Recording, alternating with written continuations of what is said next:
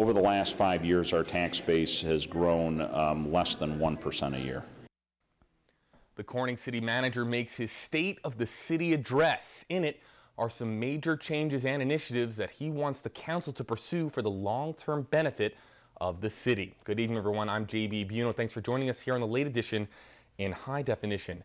Corning city leaders will need to focus on building a hefty tax base to prevent city deficits and residents from being overtaxed in the future.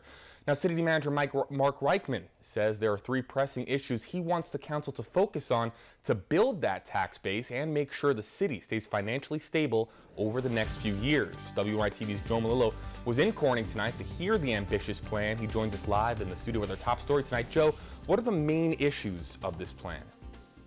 JB, in the eyes of City Manager Reichman, the 3 most pressing issues are infrastructure improvements, aging housing stock, and economic development. Now, Reichman suggested tonight that City Council members start looking at addressing these 3 issues with strategic plans. 70% of the homes in Corning are built before 1960, and by improving the housing stock, it could help bring in new residents. Reichman wants to see an economic development strategy to grow the tax base by looking at ways to entice private sector development. He also said a lot of time is focused on community development projects, but the city could be in trouble if they don't focus on economic development as well.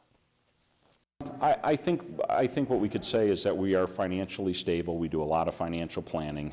We had our audit presentation last week. Our audited financials are in good shape, but that doesn't mean that we're flush with money. We still need to be very cautious and prudent in how we move forward with our property taxes and how much money we spend. Now in Corning, pension costs over the past 10 years have gone from $48,000 to more than $1 million, and retiree health insurance costs are also rising at an alarming rate. Live in studio, Joe Malillo, WENY TV News.